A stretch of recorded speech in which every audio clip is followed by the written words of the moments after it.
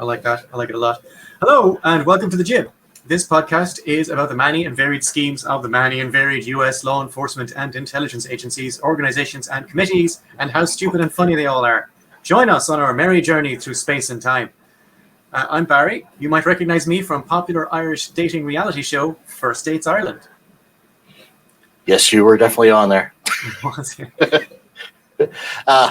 I'm Seamus. You may know me from some such feature acts as Chodes of the Midwest. Chodes of the Midwest. Who's sponsoring us this week, Seamus? Big Pharma. So they sent us a series of products. Some we can sample, some we have. Right. For those suffering from ED, macoxaflopin. Okay. Those having issues with ADHD, a little bit of focus, window elixirs. Those that don't have enough testosterone, or whatever the big T, right? Isn't that the issue people have, right? Man uppets. Did you say you people? Oh, did I? No, I didn't really say that. You're accusing me of having no testosterone. No, Barry, I didn't. In the green room, we agreed that you wouldn't bring that up. I'm all man all the time, or at least partly man most of the time. I promise I'll edit this out. Okay. I promise. Okay, yeah. That's good. Thanks. Okay, yeah. And also, for those suffering from stress, which personally I have been, deep chilix. Good shit, man. Good fucking shit. So, yeah. I was actually supposed to write this week's script, but... the deep chilix took hold? Yeah, something like that, yeah. That's okay. Yeah. So, it's on you. Okay, no problem. Today, we are going to talk about Operation Paperclip. Oh, you've got a graphic! That's a paperclip. Wow, that is Operation Paperclip, yeah. Yep. We're going to talk about the Operation Paperclip. The first time I ever heard of Operation Paperclip was in an episode of The X-Files in 1995. Not Microsoft Word with the little helper? Yep, Clippy. Clippy, yeah. Wasn't that? That's not what we're talking about? No, we're talking about Operation Paperclip. Okay. Which was an American military operation. All right, fair enough. Which was slightly less annoying than the Microsoft. Somebody needs to tell Bill Gates, because apparently he missed out on that. So yes, he did. Well, the first time I ever heard about it was when I saw an episode of The X-Files. And it's a pretty wild episode with lots of conspiracy theories, of course, because it's an X-Files episode, and creating alien-human hybrids and Native Americans memorizing pages and pages of data. And at one point, they talked to an old guy who was a Nazi scientist brought to America under Operation Paperclip, which I'd never heard about before. At the time, it seemed perfectly, fine with the other science fiction elements of the show. But then I did some research, and it turns out to be a real thing that actually happened. It's crazy, isn't it? It is. And now we're going to move on to paragraph 2 of my written script. I'm doing my best to make it sound natural as if I'm coming out with it, right? Picture the scene. The Nazis have been completely routed on both fronts. The Red Army is rampaging through Berlin. Concentration camps are broken up all over the place. There is no control over the domestic infrastructure of Germany. Absolute chaos everywhere. Everyone knew that the finest minds in rocketry and probably everything else were in Germany. And the Americans knew that the Soviets would have donated a kidney to get at them. The Soviet version of Operation Paperclip was Operatsia Osavaychim. The thing about Stalin... by the way, I practiced this yesterday and I still got it wrong. So I'm sorry. If anybody here who speaks Russian or any Russians listening to this, Operatsia Osavaychim is, of course, the incorrect, but will be Horosho, okay? Don't worry about it. Definitely 100 times better if I would have been one reading this. So, yeah. It would have been 100 times better, but not necessarily. Okay. Terrible. So, the Soviet version was Operatsia Osavaychim. The thing about Stalin is that he was unencumbered by ethical oversight. He would have That's a very mild way of saying that. Okay, he was unencumbered by ethical oversight. I thought that's probably the best way to phrase it. Yeah. He would have scooped up the brains, shoved them into a special gulag like Mavrino in Moscow, and made them work overtime. If you want to know what life was like in one of these special prisons for brains, you could read The First Circle by Alexander Solzhenitsyn.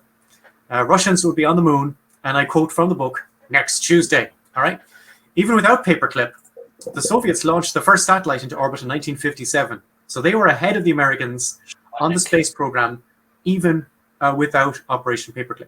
So the United States Office of Strategic Services, which would be one of the things that turned into the CIA, and the U.S. Department of War which would be one of the things that turned into the Department of Defense, conducted a secret operation to recruit German scientists. Yeah. Wink, wink. Mainly, what? Wink, wink, nudge, nudge, say no more. Which ones to recruit? And the reason I'm doing this is because exactly.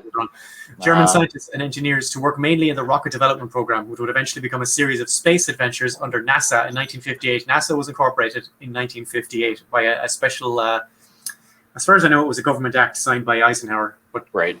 They were, before that, it was just a bunch of different disparate government rocketry programs. Now, like with Jack Parsons and such. Yeah, we spoke about that before. AI or AMI was that? We spoke about that before, didn't we? Mm-hmm. Yep. Like I mean, on a different. Not on this podcast. So no, we will refer to the free. Yeah, okay, we will. You were about to say on the Free Thought Profit podcast, which shall not be named. Okay. Yeah, that's it. Yeah. Right. Yeah. We had a very interesting discussion about that man and various other Scientology connections and so on with NASA. Like last week's episode, the Jib, which was interesting to me. Yeah. Paperclip is one of those successful operations. We promised you hilarious fails, and all we've been delivering is weird successes. The fails will come. This is our promise to you. Is that correct, James? Yes. The fails will be delivered. Yes. Okay. Absolutely. Now, some scientists brought to the United States under Operation Paperclip were not aware of their recruitment to the program, and they were surprised to find themselves in America. They were also not informed of the true nature of their work and were shocked to find out they were working on military projects instead of civilian projects as they were informed. This is like over 1,000 guys, and a lot of them didn't really know what was going on. All they know is they were kind of half kidnapped and then placed in these programs by the Americans. Operation Paperclip was a bureaucratic nightmare, as you might imagine. There were cases of miscommunication and misunderstandings between different government agencies, which led to delays and complications in the recruitment and placing process. There are cases where the US government used pseudonyms to conceal the identities of scientists because they were war criminals, Nazi war criminals, so they had to change a lot of stuff to conceal the identities of scientists and engineers. On one occasion, a scientist arrived at a government facility only to find that no one there knew who he was or what he was supposed to do there. By the time Paperclip was shut down in 1959, Paperclip meaning the smuggling operation, not the actual science stuff they were doing, was shut down in 1959. Almost 1,600 scientists, engineers, and technicians have been recruited, right? The knowledge and skills they brought with them helped kick the United States into becoming a global superpower. There's no doubt about it. Nazi brains kicked them into a different dimension, particularly with the space program in the 1950s and 60s. Now, we're moving to a section that I've called the Top 10 Paperclip War Criminals. Was I supposed to have music ready for this? No, I just said I would go do because from the Tony Blackburn BBC Top of the Pops program from the late 70s and early 80s, it's a reference that will definitely not apply to anyone who's watching this. Tony Blackburn, right? Nobody knows anything about that. Anyway, straight in at number 10, last week's number 11, Siegfried Knemeyer. Is that him? Yeah. Can we take a minute to look at this fucker? I mean, he looks like central casting. Yeah, central casting for the Aryan Nation, right? I mean, central casting. He does look like a guy who was hired to play a Nazi. Yeah, I'm sure. Like Hitler got hard the second he saw him. You know, he's got quite a look to him, doesn't he? He does. Yeah, this guy is called Siegfried Knemeyer. Knemeyer was a Nazi scientist who worked on a program to drop. This is true. All of this is true. To drop a radioactive dirty bomb onto New York. The Americans hired him to work with the United States Air Force. In 1966, he was awarded the U.S. Department of Defense Distinguished Civilian Service Award, which is the highest civilian award granted by the U.S. Armed Forces. Right? Well done. Well fucking done. Well done, sir. Well, thank you for your service to almost destroying New York City. I'm sure there's people at home right now like saying, well, you know, you could have dropped it on this borough. You know, Queens would have been okay if you fucked up the Bronx, you know. That would have been okay. No one's going to miss that, right? Right. That would, you know, maybe that would have been actually worthy, you know. I wouldn't drop it on Brooklyn. No, I wouldn't either. Have you seen Casablanca, the movie? Of course. Do you remember the bit where they say where they're going to attack New York or something? The guy says, "Well, I wouldn't start anything in Brooklyn." Fucking Nazis would know how to. Fucking that's a classic. Exactly. Movie. Yeah. And it was made in 1943, I think. Yep. So many great extra marks for making it in the middle of the war. Yeah, so many great lines came out of the film, including absolutely. Round Up the Usual Suspects. That was the first time Round Up the Usual Suspects comes from Casablanca. Yep. Here's Looking at You, Kid. Yep. Of all the bars in all the world, she walks into mine. Play It Again, Sam. Yep. Yeah, it's a great movie, and it's a wonderful Great music. story, and it's and it's got this great musical number in the middle, where Yeah. dueling musical numbers. Humphrey Bogart and Ingrid Bergman, right?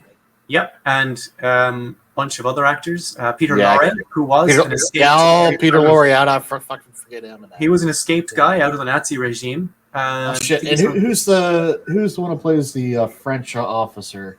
He was also in a couple Claude of French Rains. films. Yes, he's And excellent. also the Max, the German general, was played by a guy called Konrad Veidt. Yep. Konrad Veidt was also on the run from the Nazis. He had to run out of it as well. And he loved playing Nazis in Hollywood movies because they always made him the bad guy, and he loved making them look stupid or evil because he hated That's Nazis. awesome. He also is, Konrad Veidt, in irrelevant news, is also the man that the current conception of the Joker in Batman is based on. He was in a very old German movie called The Man Who Laughs, Konrad Veidt, and he had this kind of... I've seen clips. I never saw that film, but I've seen clips of that film. And he's also... So I know exactly what you're talking about when you say another movie, which is arguably the only German expressionist movie in existence, called The Cabinet of Dr. Caligari, and he plays the zombie in that movie, the zombie murderer. So Konrad Veidt has got a colorful... You know what? I said here that... I kind of said it in passing because I wanted to make these shows as short as possible. Sure. But I said that the Germans were at the head of the game in rocketry. And then I kind of almost passing by said, and everything else. The Germans were at the top of their game in cinema in the 1920s. They were the best in the world. Movies like Metropolis, like M with Peter Lorre, Metropolis by Fritz Lang, and the Cabinet of Dr. Caligari were top quality movies, blowing the shit out of anything in Hollywood at the time. Yeah, the Germans were the most sophisticated country on the planet, and I think that's maybe why people thought the Holocaust, when they heard about it, must have been some kind of a lie. Not the Germans, surely. These are sophisticated, cultured people. Maybe savages in the jungle, right? But not white Europeans who are educated. And no, not those fucking brutal imperialist murdering bastards. Anyway. Little known fact, Hitler was a movie buff, so there you go. Well, yeah. Aren't we all? I'm not going to hold that against him. Yeah. 9. Okay. At number 9. Number 9. That's my Tony Blackbird impression. Number 9. Wait a minute. We're talking Nazis, and that's the best 9 you can do. That was my Tony Blackburn 9. You want that German 9? Yeah. That's number 9. Number 9. I don't want to turn it for numbers. Number 9. Theodore Bensinger. That's that Theodore. Yep. It's the only picture I could find of this gentleman. I would trust that guy. Right? He looks like he owns like one of these old department stores in the West. In the Wild West, right? Yeah. Oh, what you want there, sir? You want some rope, is it? And some bag of grain? Yeah, no problem. I can get that for you right away, sir.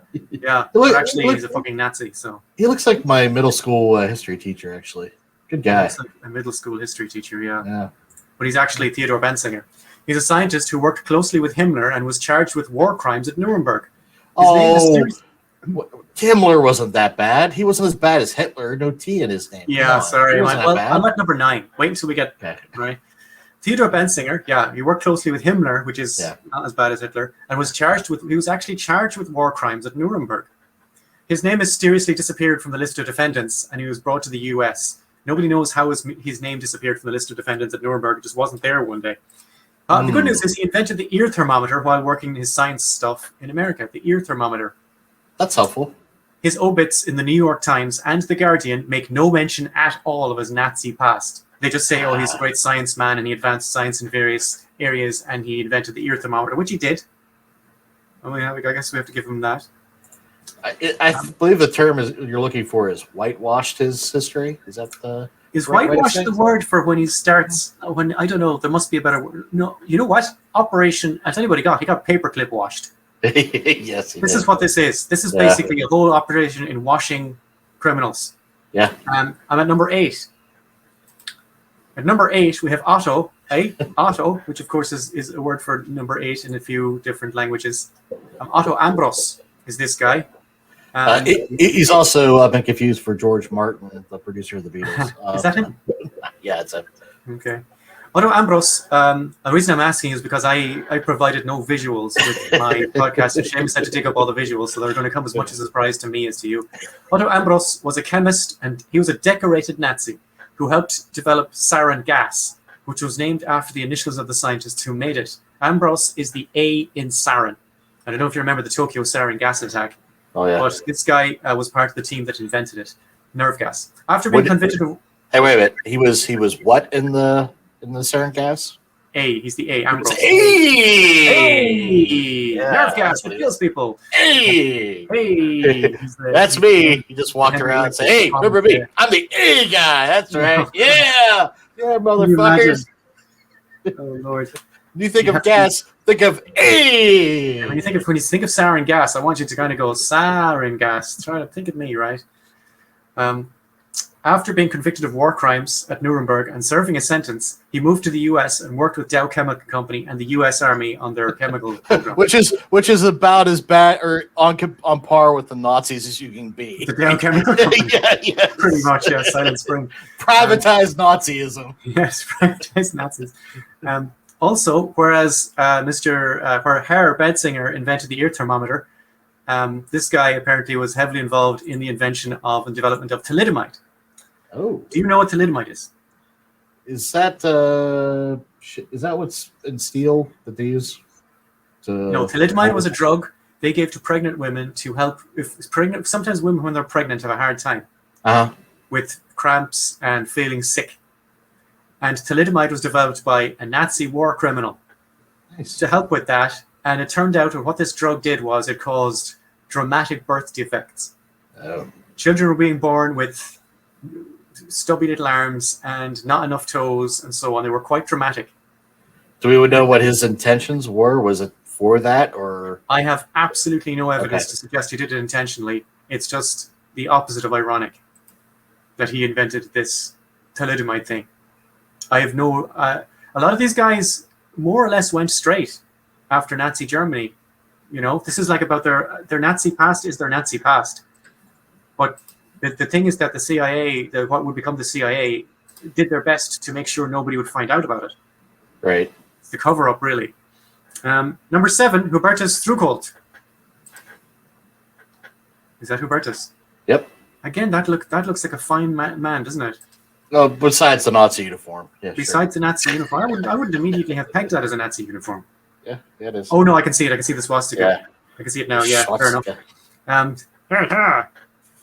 Anyway, Hubertus Struckold was a physiology professor and friend to many high-ranking Nazis.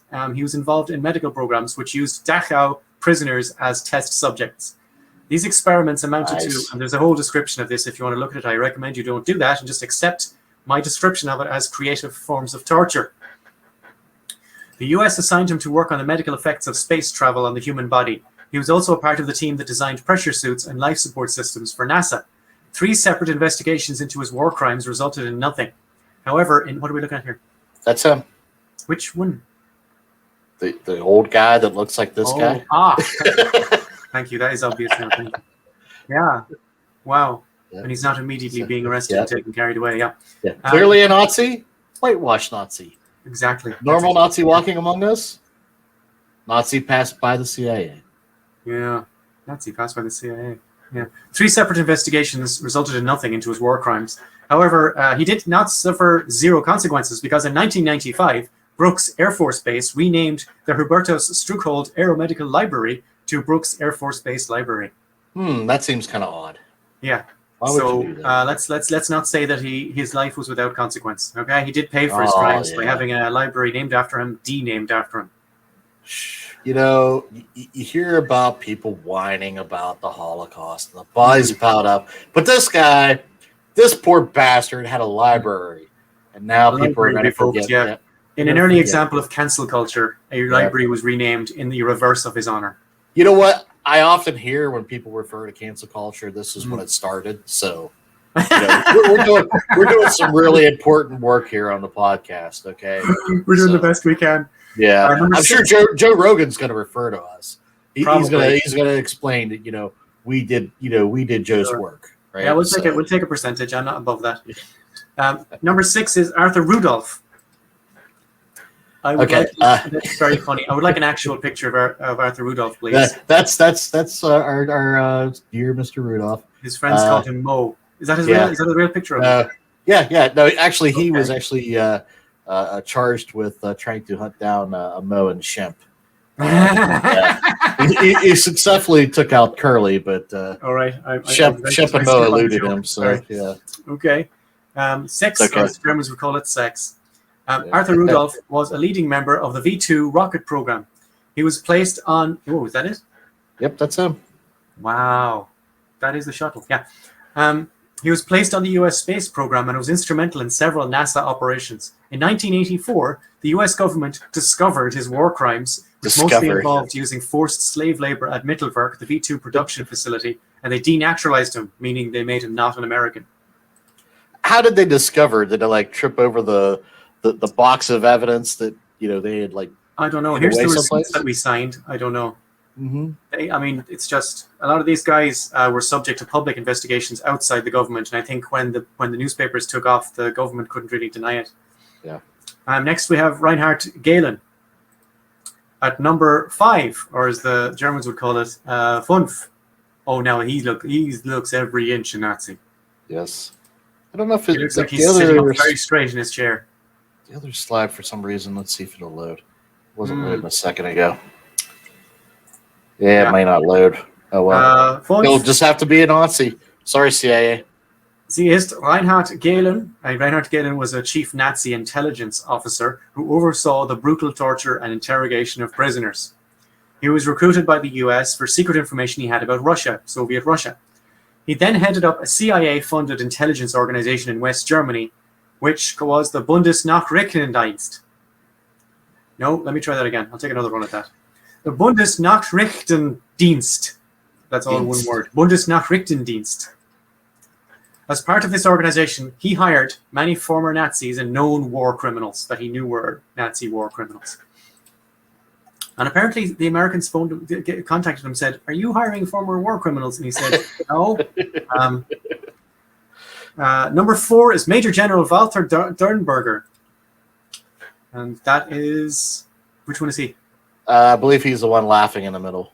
Of course he's laughing, yeah. Yeah. He's probably in a concentration camp having a laugh. Those Jews are funny guys. Oh, yeah, look at them twitching. 4, which I suppose the Germans would call FIA. FIA, Major General Walter Dernberger was Werner von Braun's boss on the V2 rocket program. Dernberger was arrested by the British forces and was tried for war crimes. However, von Braun, now in the US, specifically asked for Dernberger, so the Americans brought him over. He developed the world's first surface-to-air nuclear missile for the Americans and helped build the space shuttle. Wow. Now, I don't know what kind of arrangements the Americans have with the English, but apparently once a guy has been sentenced and sent to jail, the Americans have the power to just take him out of that situation in England, in a different country. Yeah, we're kind of seeing that now, aren't we? Yes, we are. Straight in number 3, what the Germans would call dry, Deputy Surgeon General of the Third Reich, Kurt Blum. He admitted to conducting medical experiments on healthy prisoners, including trying to give them cancer and typhus. He was acquitted of these war crimes. He tried to give them cancer. And so this was like a guy that was trying to be on par with Mengele. I mean, yes. He just wasn't happy that Mengele was the worst fucker. He was like, "Oh, I'm not trying to compete with this prick." Wow. He was acquitted of these war crimes at Nuremberg after U.S. pressure. And I'm not sure exactly what the U.S. did or how much power they had to do this at Nuremberg. He cooperated with germ warfare specialists for years after that, working for the Americans. The detail, by the way, I don't know what he did, but it must have been pretty bad because the details of this work are still classified. Holy shit. But they probably involved nerve gas, chemical and biological weapons, and that this sentence is all speculation, but it can't be too far away from the truth, right? Yeah. He also worked on MK Ultra. Now, MK Ultra is, I hope, a show we will be doing in the future. Is that fair to say? Yeah, I don't think we could do a one-parter of that one. There's just MK Ultra is amazing. Yeah, there's so much to that one. Yeah, but he worked on that program as well. Awesome. Number 2 is Surgeon General of the Third Reich, Walter Schreiber. I guess Walter Schreiber. He was part of a Nazi program of medical tests which involved giving healthy prisoners diseases again. He was snapped up by Operatsia Ossewachayen, if you remember from the intro. Yep, the Russians. By Operatsia Ossewachayen first, but he escaped from a Soviet prison and he handed himself over to the Americans. which is dramatic, but he's still a Nazi. Or don't be on Yeah. his side. Like, in 1951, they put him into a biological research program in Texas. However, his war crimes were exposed by the New York Times, and he was sent to Argentina, the Nazi elephant graveyard. Is that him? Is that Yeah. Yeah. I don't know. Schreiber? Yep. Okay. Sending him to Argentina isn't a fucking punishment. A lot of Nazis ended up in Argentina. Right. That's what I'm saying. Yeah. It's just like it's like a clubhouse for them. What the fuck? Yeah. Like Argentina's fraternity. for everything I know about it, it's a delightful country. Yeah, right? Yeah. So the Nazis came, like everything else. The Nazis came and ruined it, yeah. Yeah. Okay, number one. With a This bullet? week's number one of Paperclip stars. Without a doubt, the biggest star of Paperclip was Werner von Braun, who you've heard me mention already. As an Untersturmführer, I assume, is maybe a few steps below an Obersturmführer. As an Untersturmführer in the Schutzstaffel, the SS, he worked thousands of slaves in labor camps and was a decorated inner circle Nazi. He went on to develop ballistic missiles and satellites for the US. He was made the director of the Marshall Space Flight Center and played a crucial role in developing the Saturn V rockets, which were integral to the moon missions. He was given the National Medal of Science in 1975. Look at him. He just looks so respectable, doesn't he? Right? Inner circle, decorated Nazi. There's just no denying that's Yeah. what these fuckers were. You know? I also included a bonus Nazi. Oh, we got our bonus Nazi of the week. Bonus Here Nazi it of the week comes. is Kurt Debus. Oh, you got a photo of him, did you? Yes, I did. Which one is he? I got two. He's the one that's kind of like all windstripped and trying to be interested in the middle there. There's Kurt, Yeah, he's like, yeah, I'm the man. It's right. Yeah. I got the cock and the balls and this up in the air, fucker. Yeah. Kurt Debus was a member of the SS again, the Schutzstaffel, and a V-2 rocket flight test director. The Americans brought him to NASA, where he directed the development of NASA's Saturn launch facilities. He was the first director of what is now called the Kennedy Space Center in Florida. Is that Kurt? Yep. Wow. Yeah, I'm gonna guess that wonderful scar had to be like after, sometime in the war, because it's definitely not here whenever he's looking all, strapped and trying to pick up some bitches. So yeah.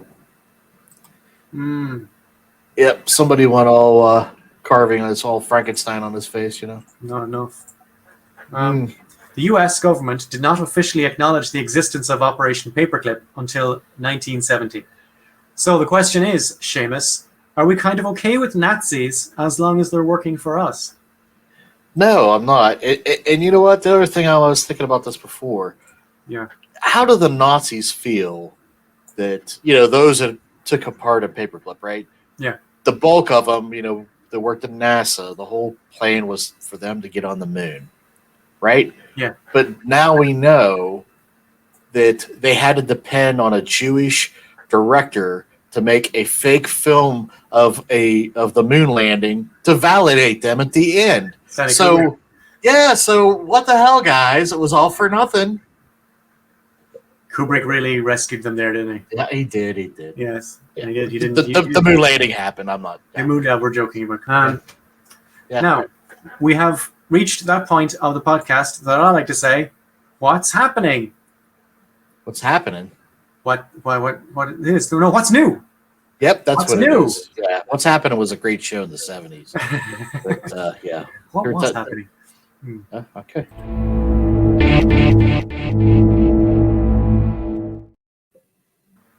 All right. In this part of the show, what we do is we do something live. This is being recorded, yes, but this has no preparation to it.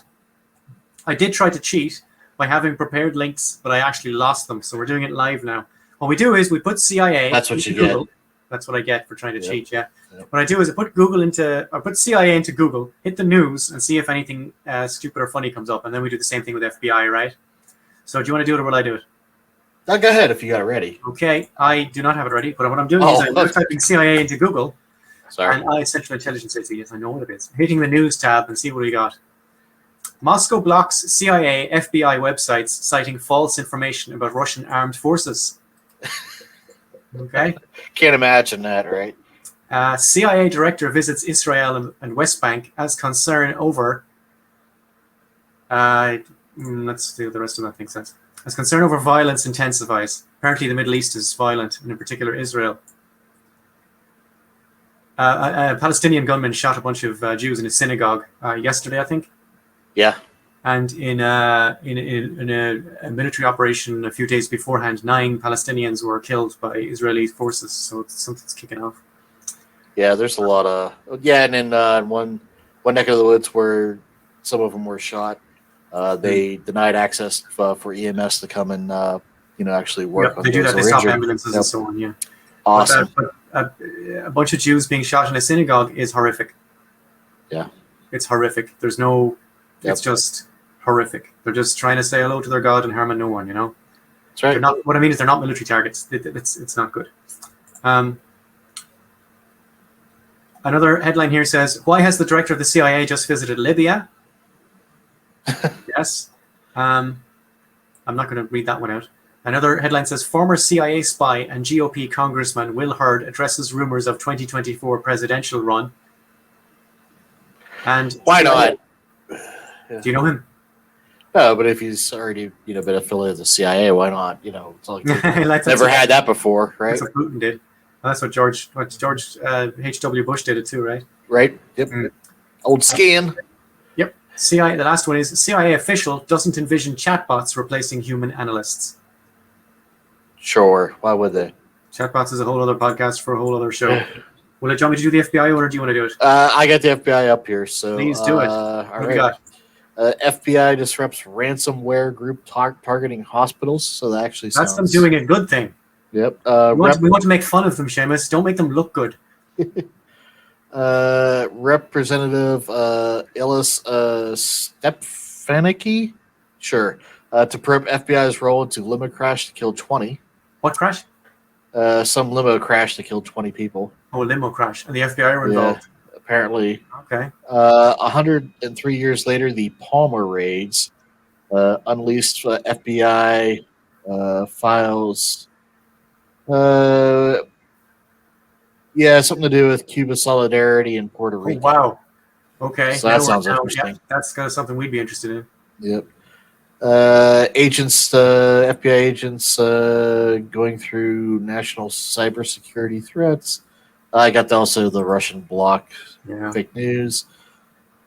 Is the FBI getting off lightly this week? When the FBI was secretly spying on people's library habits. There we go. as brought to you by David Fincher in the movie Seven. Yeah. Let's see here. FBI to help Jamaica with fraud. That's them being good again. Yeah. Yeah. None of our podcast is saying that like the good stuff they did wasn't good. We're just going through all the weird and odd and funny stuff. Yeah, and the CIA did lots of good work. Like the time they you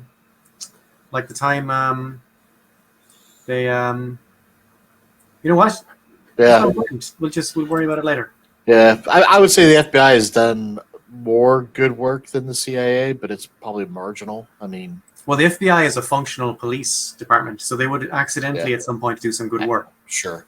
It was the CIA as a foreign intelligence unit. There's nothing in any of it that needs to be good. Yeah, but who were you to say anything? We got John Krasinski to tell us how to feel about it. So. Oh, John, yeah, that was great. Yeah, that was great. Yeah. Is that our show? I think so. Wow, we actually this was not as not as long as you thought it would be. Oh. That is true. Yeah, we did all right. We're under 40 minutes. I like that. Yeah, and trust me, you only did 10. Out of what? How many thousands? 1,600 scientists, and I picked the top 10 with a bonus round. Yep. Yeah, and those are only the scientists. Okay, we also know about folks that were involved in the military and other. They were involved in espionage activities through people we probably still don't know about. Yeah, through the rat lines, right? Because a lot of people. So the rat lines were different routes that were set up to basically evacuate Nazis from Germany as the Allies were going through, and the CIA or OSS either assisted or looked the other way. So did the Catholic Church, by the way, to get a lot of Nazis out, including Himmler, to South America. And they also played a role later in some of the coups we did. Yep. Yay. We're going to be talking about that later as well on different podcasts. Yep. But I think that's it. That's us wrapped up. Alrighty, guys. Thank you very much for listening to us talk about Operation Paperclip, and join us next week for Insert Show Name Here. That's goodbye from me. Alrighty, guys. We'll see you all here in 2 weeks, actually. Like, click, subscribe, do all those funny things, and follow the thing below. And bye, everybody.